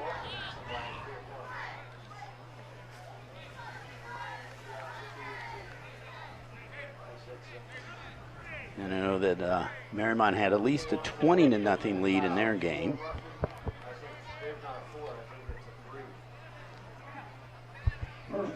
Make that 27. Wildcats, penalty of 15 yards in the first. Wyoming did score a field goal, so it was 7-3 in the second quarter. Halftime was 7-3 Indian Hill over Wyoming, so that's a good game. And everybody thought that would be a good game over there. Oh, you talk about this being a blowout, Bob. How about Madeira? 49-0 over Finneytown first half. Halftime. Moore off to the races. Cameron Moore got himself a touchdown. No flags on the field. We're going to call that 44. Oh, there is a flag? There is a flag. See what happened. Oh, okay. I see the flag back here about 35. Okay. Boy, Cameron Moore has had 110 yards, 2 touchdowns called back tonight. Yeah, that's a tough night. He's had a lot of running there tonight. Holding on Reading. So that hold makes it come back. That's the only scores we have right now. That's 7-3, 49-0 on with Madeira, and then over Finneytown, and then Marymount up 27-0 over Taylor. Indian Hill 7. This game, of course, 53-6 in favor of the Blue Devils. You can go to chlsports.com to pick up all the information. We got stories, we got stats, we got all different kinds of stuff. I know some guy from Evendale runs that site, I understand. So give is to Keontae Sanders. Sanders has got some running room. He gets a first down and more.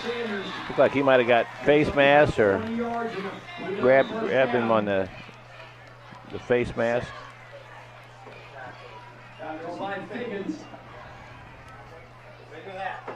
Well, they're trying to figure it out right now.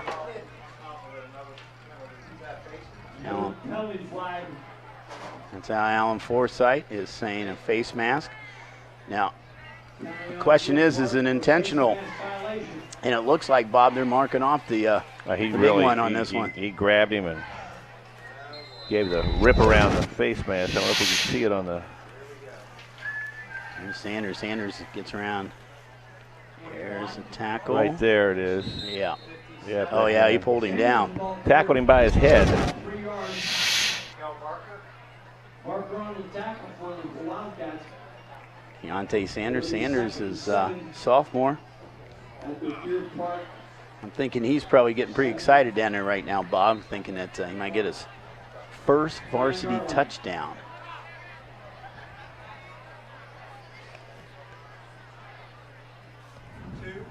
Does have, there is the Moore, though Moore, he has more than one varsity touchdown.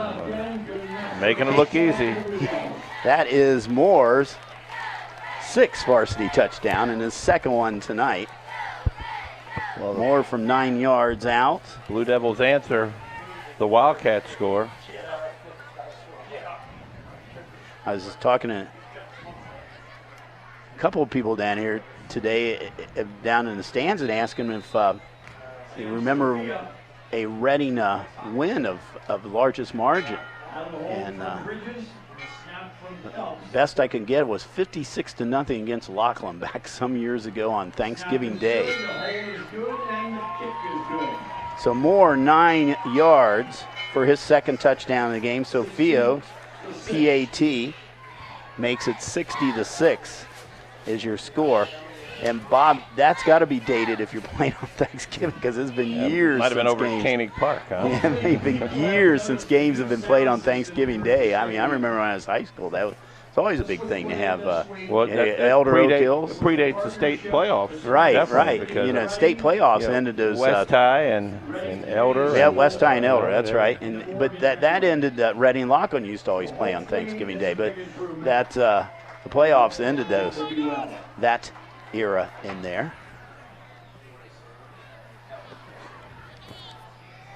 He heard his St. Xavier's winning. They had a tough start, but they have a tough schedule. Well, yeah, they played the number 1 team in the nation. They played the. Did they play St. Ed's already? Nah, it was. They played Coleraine, and then they've got which is arguably one of the best teams in Ohio, and then the top-rated 6A team in Indiana, Cathedral. They're playing them now. And I understand they're winning too against that. So, and has a very short kick.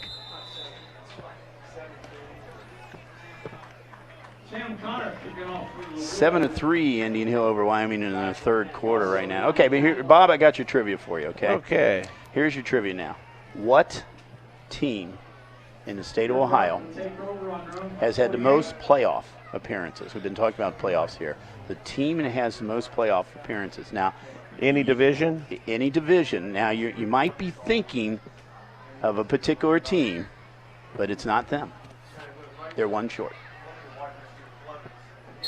But I know you've heard of this team. The particular team I'm thinking of is either Steubenville. That's a good guess. Or the Delphi St. John's Blue Jays. I'm hearing all different kinds of answers. Steubenville's not bad because Steubenville has 28. Youngstown Cardinal Mooney. Cardinal Mooney has 27. So this team is east of Columbus. How many do they have? They have 34. I'm going to say then it's going to be Lancaster Fisher. No, but you're getting close. Oh. You're right in the same area there. Oh. It is not a public school. Not a public school. And it's probably a Division 4 or 5 school. Think of a big basket. That's Hurd. Hurd's close to a first down run. Think of a town that has a big basket. A big basket. Oh, the big basket. That's the Cambridge, not Cambridge, Cumberland. No. It's the closer to Columbus. Oh, I'm going to have to pass. I can't think of it. Newark Catholic. Newark, that's who I was thinking. Who did I say? Lancaster Fisher? I was Lancaster. thinking of Newark Catholic. Home of my college buddy, Kenny Black. Played football at Miami. He actually played for Newark, the public school, not Catholic. Hurd with the first down run for the Wildcats. They moved the sticks here again. Okay, who's number 2? Number 2 is... I'm going to go with... I'll go with Big Mo. 33. And 33 for Moeller. Lakewood St. Edwards, I would say. Edwards is not in there. I didn't see it. Mogador, something. Mogador, 29. Wheelersburg, 27. And Ironton, 32. Yeah, they were for years. Yeah, they were. I can remember when Bernie and Jim Barry were at Wyoming. They always said, "Well, we can't get to state unless we get to Irontown. They're in our region," and they were always. That's true. I remember that. All right, we've come to the end of the third quarter. Yeah, that went quick, didn't it? Yeah. And I think we have our playback times coming up here. Do we have our playback times? Well, if you stare at the screen long enough, they're going to come up there. The playback times. And we haven't talked about our crew tonight, but you're going to see their names at the end of the show here tonight. Saturday, 17th, 3 p.m. Sunday, 18th, 8 p.m. Wednesday, the 21st at 8 p.m. Thursday, the 22nd, 10 a.m. Ron Bush, Michael Kosman, Matt Hodges, and me, okay, Ryan Magaha. Thank you, me and myself, okay. He has been McGahey has been doing a great job. He set up this place, came out, had the storms come, got us in the press box. Ryan, you are the best. We have the A-team out here. Thank you very much. And you see the playback times there too. We will be over. Bob and I will be at Marymount next week for the Braves and the Warriors over there in Warriors Field. It's always exciting to be over there. We get to see our good buddy over Tom Nurl over there. Tom Nurl. We'll see Tommy. So we get to see Tom. I always told Tom he's the best athletic director in Marymount. So anyway, we'll get to see him. And I'll have to remember to email him Friday afternoon to remind him I'm coming so he can unlock the back gate. So we've got a place to park. Oh, there you go. So anyway, we will be there. And then Edgewood and Harrison will be our other ICRC game. That will be next week also. So that'll be the at Western Athletic Conference. Okay, we got trivia from the truck now coming. Who scored the first points in Super Bowl history? That's a good one. Would that be, would Bart Starr be part of that? I'm going to go with Max McGee. We go in back Max McGee. Was it Bart Starr to Max McGee? One of Max's 2 touchdowns, who shouldn't even play in the game. That's yelling with the run, and he's out to a couple of yards short of the first down. I should get at least a dessert for that if Bob's going to get a dinner. I think that was Hurd that had on the carry, Bill. Oh, Hurd. Okay, I'm sorry, Hurd. You got 10 and 20, and sometimes when they're running out there. They kind of got the similar running styles, too. Yeah, they got a flag out here. The clock is running, though. So, all right, so in the CHL, Bob, this might be easy for you, okay? Who holds the most playoff appearances in the CHL? Holding on the Wildcats. Well, that'd be my first guess, but well, I'm going to say your guess here. I'm going to go with Marymount. That's close. Marymont's second. Reading. So no. Wyoming? Wyoming. Wyoming's been in the playoffs 21 times. Marymont's been there 12 times. And believe it or not, there's a 3-way tie for third between Indian Hill, Reading, and Madeira, all 9 times. So, Barry Pettyjohn's down here at 10 running the clock and informed us that Deer Park has been there 3 times. And I would imagine Mr. Pettyjohn remembers those 3 times. He said he played on 1 and coached on 2. We remember the one. The one where the one win they had in the playoffs, they beat CHCA in the first round there back in around 2000. Wait a minute, I'll get that. In 2007, they beat CHCA the first round of the playoffs. Oh, that pass was intended for Yelling. Broken up down there, though, by the Blue Devils. 8:43 to go in this game.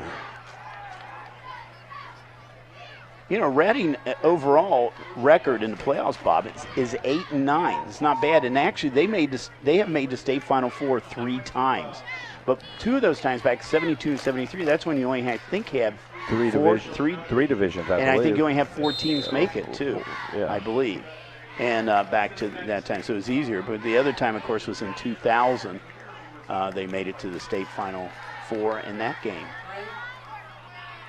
and that was again broken up, lost in what I consider a controversial game. So I think they should have won that game. They had a obvious touchdown by Deshaun Wynn called back. They said that one play that Charlie Vampel stepped on the sideline and was out of bounds. They didn't call it. So it was not a pretty game, and then they got beat by Clearwater. Amanda Clear Creek? Amanda Clear Creek. And they went on to win the state championship the next week. So that's a unique punting style. Oh, now he's going to try to run it. Well, you know, you might as well. He could make it. Could he make it? Good job. No. Good trip up by Reading. It was number 19 for the Blue Devils. Stayed home. Josh Reemiller, sophomore. Reemiller broke down, didn't get sucked into the middle, and kept the outside contained. Blue Devils get the turnover.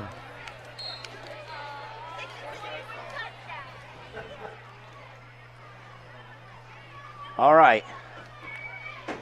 So the clock is moving now with 7 minutes to go in this game. Reading will move to 3-1 on the season, 1-0 in the CHL. Deer Park drops to 1-3, 0-1 in the CHL. And all indication right now, looks like Marymount and Madeira will be 1-0, along with Reading. Still up in the air, though, about that Indian Hill Wyoming game, 7-3. Wyoming was in a close game a couple weeks ago against Taft, and they pulled that game out with a field goal, won that game 10-7.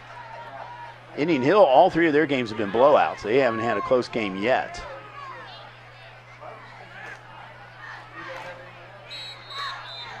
And the snap back to Tyler Bridges.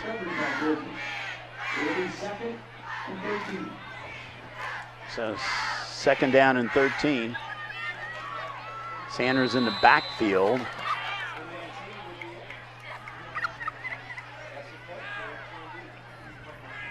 Let's see if the give is to Sanders. It is. Keontae Sanders, sophomore, trying to get some running room around the right side. Gets back to about the original alignment of scrimmage there. So sets up 3rd down and about a long 9. So 5:35 to go in the game. Reading's playoff appearances, 72-73. Then they had that string of runs, 2000, 2001, 2, 3, 4, 2006. Ken Miner a part of every one of those teams. Of the first 8 times he made the playoffs, the only time he wasn't part of the team was last year when they made it. 2015, of course, they made the playoffs last year. So Late flag. Late flag coming in. This is probably a late hit over there. If that was by Deer Park, I'm sure it was a frustration hit.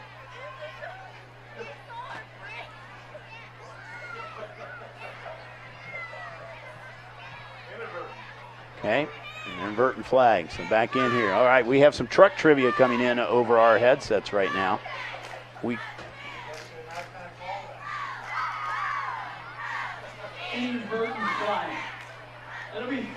Who won the CHL championship 7 out of 9 years in football. Now the SID should know this, but 7 out of 9 years. Now, I mean, your obvious thing is people like Wyoming, but since Ryan has said this, I'm not sure if it is Wyoming that won it all those years. What do you think, Bob? 85-94. Oh, wait a minute. I know. Wasn't there? Cape. Yes. Cincinnati yes. Academy of Physical Education. Cape was in the league. That's right. Cape was in the league for about those. Cape was an original member of the CHL and then stayed there until the school dissolved. So. Well, okay, I'm going to ask the truck a question here. So we were on CHL trivia. What other team was an original member of the CHL? It's not in the league anymore. Oh, they're hot. That's too easy. He's hot. Loveland. The Tigers were original CHL members. They just got to be too darn big. So can you imagine if they were in the CHL today? They're a pretty good-sized Division I school right there. So they, Loveland was original. And it's too far of a trip. Yeah, that's right, especially if you're Taylor.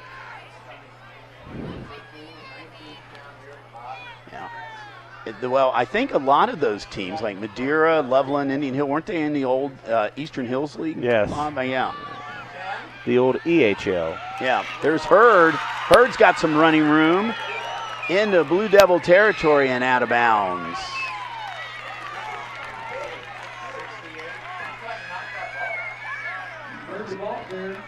So Hurd's done a pretty good job here tonight. Yelling has not been the best game for him, but Hurd's having a pretty nice game here tonight. So Markel Hurd is a sophomore, 5'9", 180. So Gary Taylor's got some nice young players. It's about a 23-yarder, 24-yarder he broke off. Yeah, Deer Park's there doing they're still clapping and being very happy up there in the stands.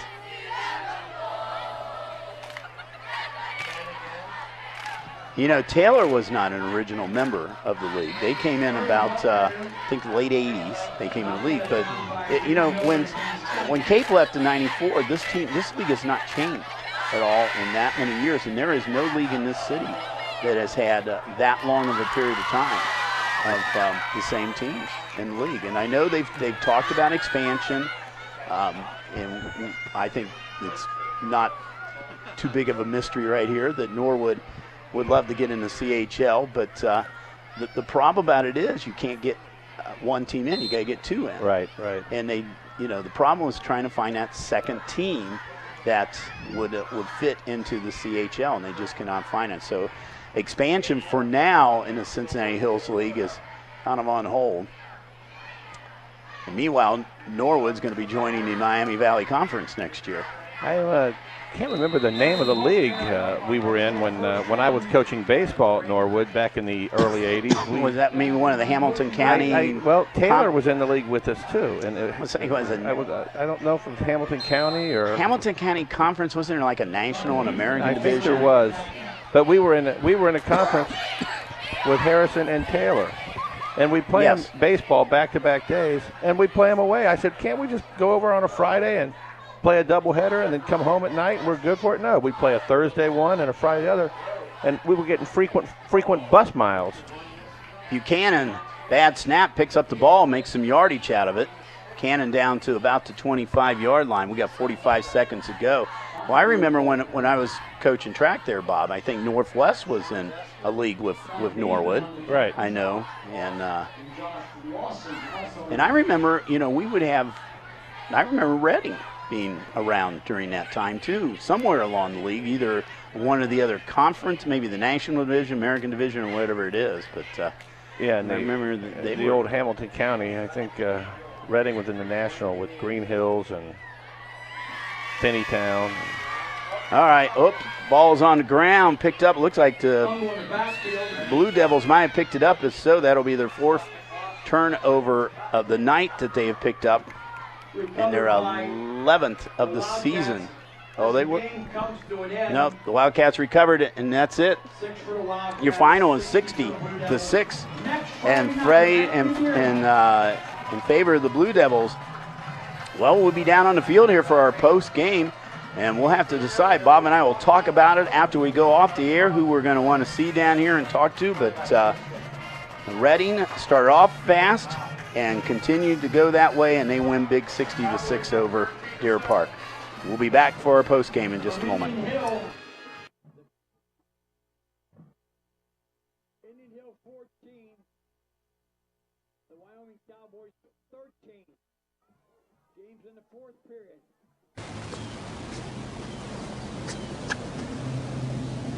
Here is my handle and here is my spout. When I get all steamed up, then I shout.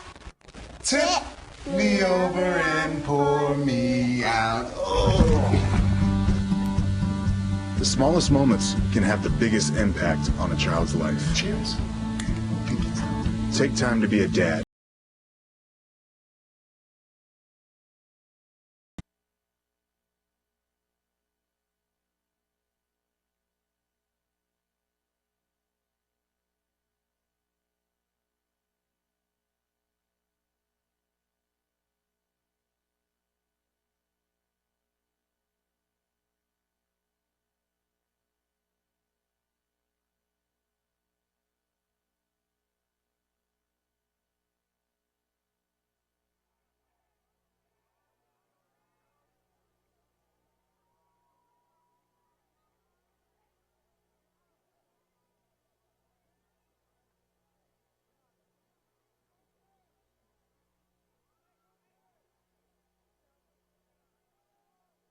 Ryan, if you can hear me, get a thumbs up out the truck.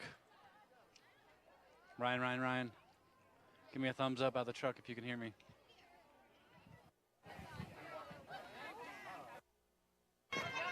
Ryan, can you hear me? Give me a thumbs up out the truck if you can hear me. What about this one? Can you hear me in this one? Awesome.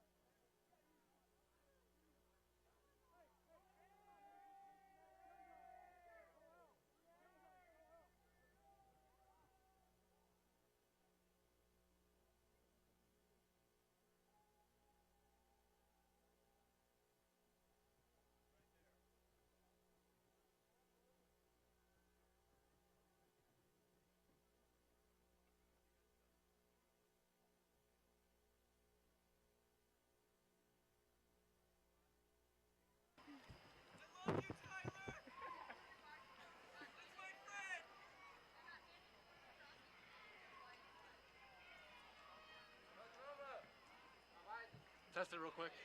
Hey, check 1, 2. Check. 1, 2, 1, 2. Okay.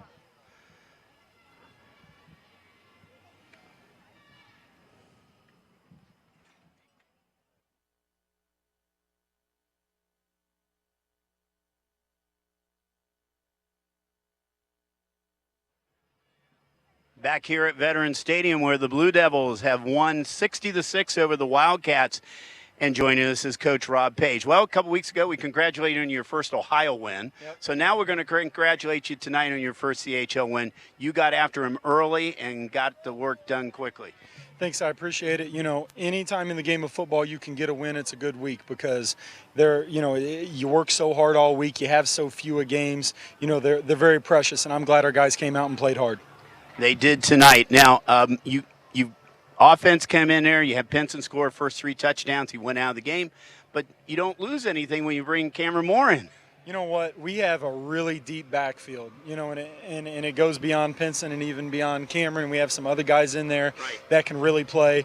But, yeah, Cam came in, ran hard, had great ball security, did what he was supposed to do, and I always feel comfortable with either one of those guys in. Yeah, it gives us a great 1-2 punch in the backfield. We talked at the pregame tonight about your defense, how it's been so good, especially the last 2 weeks. Another great defensive performance tonight. No question, really, and they've played great all year. Even in the first game where they gave up 24 points, they were giving up points because offense put them in bad situations. So they've really played stellar lights-out defense all year.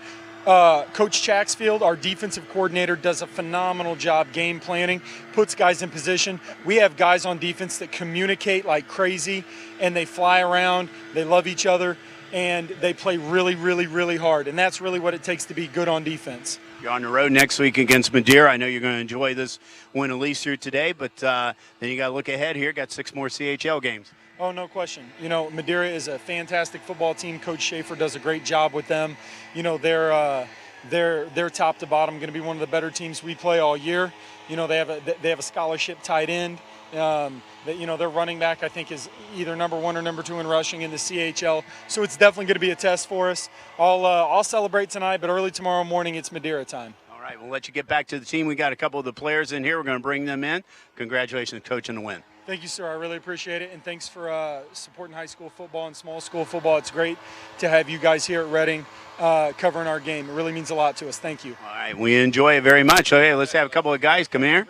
All right, we got our senior, Tyler Bridges, in here. And Tyler, yeah, we'll do one at a time here. We'll let the other guy say in the side. He'll have to think about what we're going to ask him. But Tyler, you know, we have spoke a couple of times here before. You've come over from Lakota West, come over here. Tell us what the transition's been from going to the big D1 school down to this size. Oh, you know, I mean, at first it's a transition, but you know, having the guys here, that, you know, helping me out, the seniors, it's really made it an easy transition. You know, the experience that I had at the Division I level, you know, has really helped me out. But putting in work every day with Baden and Alex and all those guys, it's really been an easy transition. Okay, Bob. Well, I was just saying about the transition. Now, we remember you when you were at Lakota West, and there was 65, 70 guys running around there. Yeah. Now does it feel more of like not saying anything bad about West, but with the smaller group, does it feel like it's more tight, like a community, like a family? Absolutely. Having the whole community out here coming to games, and you know, knowing each guy on the team, you know, guys going both ways. It's hard not to build a family doing that. And you know, out West, you got guys going, you know, offense, defense. You're in the different rooms at most times, but here we got guys in the same room, and it's a family for sure. You talk about guys going both ways. We notice you don't go both ways. Have you ever thought about playing defense? Oh, trust me, I've put in a couple hints to Coach, but you know, that's most quarterbacks always ask to play defense. I'm tired of getting hit. I want to hit somebody. Yeah, absolutely, that's what it is. There you go. Well, congratulations on the win, and keep it up. Absolutely, thank you. All right, let's have Cameron Moore come in here. Here's our sophomore guy right here. We had you a couple weeks ago. You were a star of the game a couple weeks ago with 4 touchdowns. Baden goes out.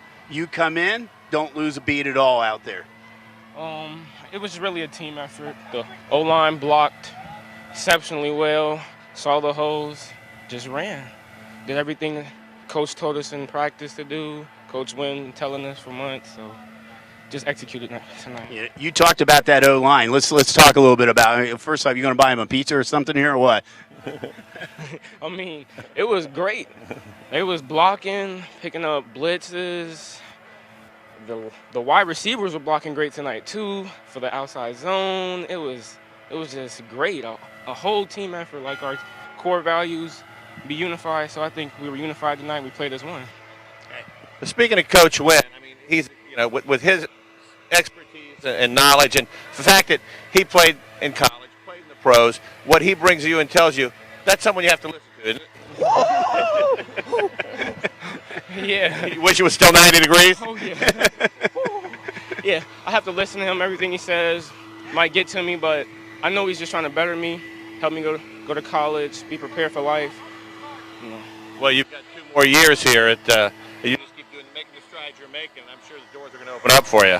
Yeah, is it now? Let me ask you tonight. I mean, you know, Baden's doing great the first half. You know, and then he gets hurt. Now you got to come in. Now you're coming in cold off the bench and everything.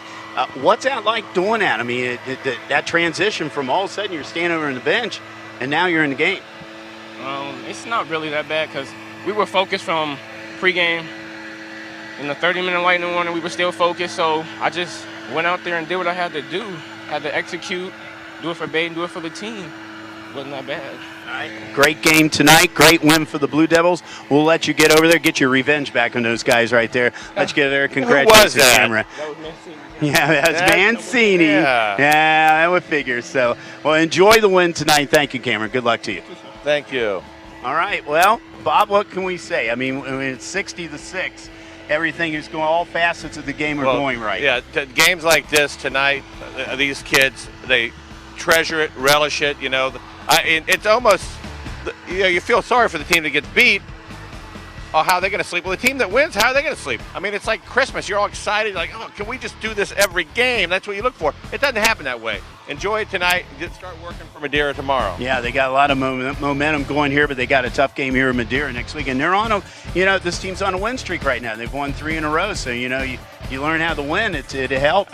Winning's contagious. Everyone gets happy and everyone starts playing better. All right, so Bob and I will be over at Marymount next week as the Braves and the Warriors are going to do battle over there in another CHL matchup. That's another big game. So we'll be over there next week for the entire ICRC crew. Guys did a great job out here tonight.